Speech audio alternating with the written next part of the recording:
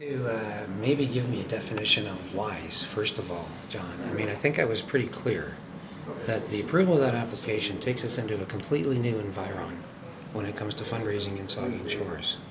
We have never, in the first, what are we in now, the 18th year of Saugeen Shores, had a for-profit event run. We have had events where there have been vendors present, but those vendors are there at the behest and the request of the event operator, which has always been either a nonprofit organization, a service club, or any other nonprofit organization you can think of, John. Look at the craft show. Look at Pumpkin Fest. Look at all of the entities that run functions in this community, and they are all nonprofits, and they are all volunteer. And that was the dramatic change and shift in policy that was going to happen if that application was approved, John. So do I think it was the right decision? Absolutely.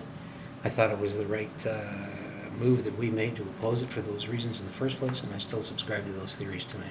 I mean, 2 weeks ago, the CAO called it quite good news to have this come, so it's an abrupt shift in policy, and even the way it unfolded here tonight. Usually, committee of the whole minutes are ratified as a group, and there doesn't happen to be a seconder for the motion, so even that was a little strange as far as procedurally done. Correct. You're absolutely correct. That 99.9% of the time, recommendations coming out of the committee of the whole will, for all intents and purposes, be almost automatically approved by council.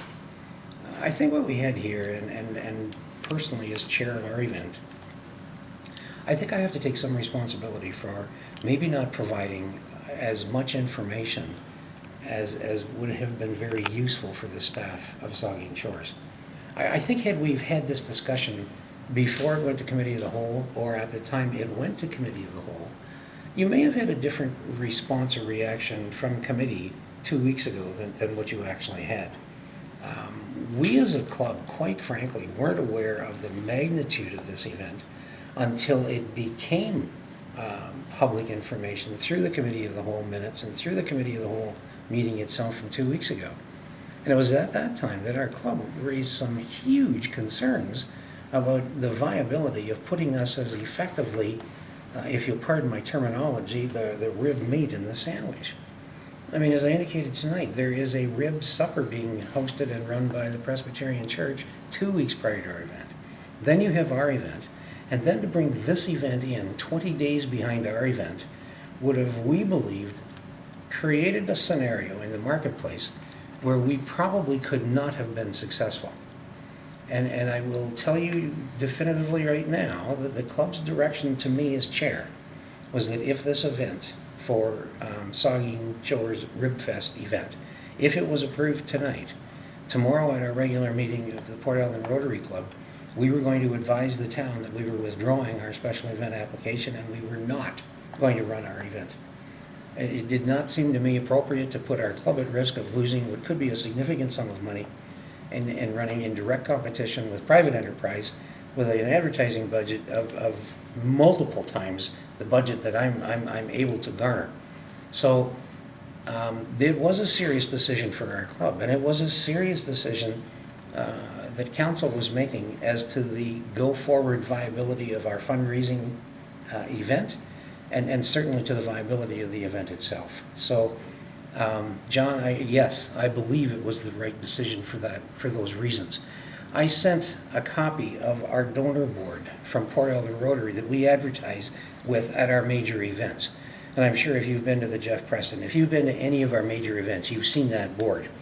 And it outlines the dollars that this club has put into Saugeen Shores over the past, not 75 years, which we've been in existence, but just over the last 20 years.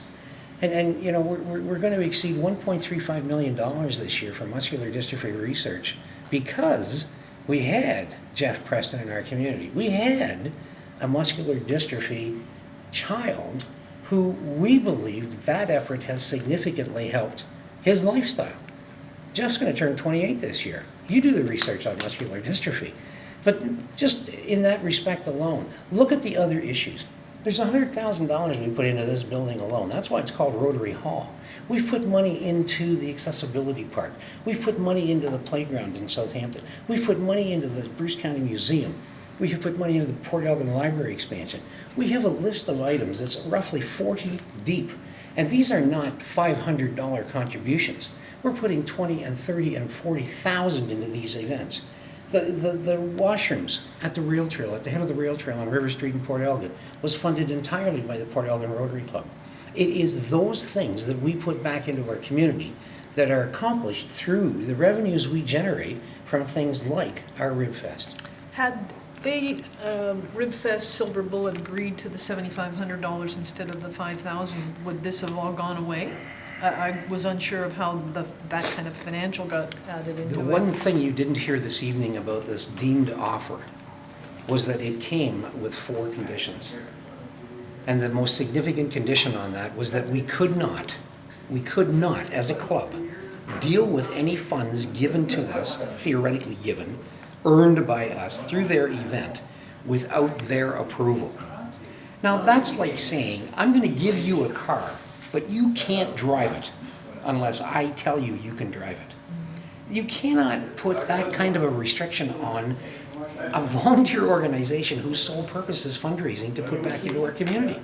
So effectively, what were they giving us? When they say they will give you something and then put so many conditions on it that you really have no control over those funds, have they really given it to you? And I would suggest that you could use that phrase any way you want to put it. But we did not believe that it was a legitimate, viable offer. There were so many conditions on it that just made it, in our estimation, an attempt to try to convince us not to run our event.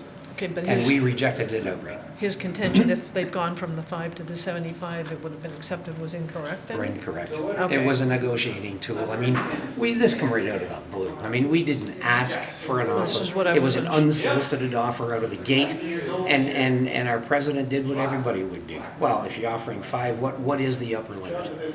I mean, let's see what your best offer is. Show us and put it on the table. Put it in writing and send it to us, which he did. We met for 2.5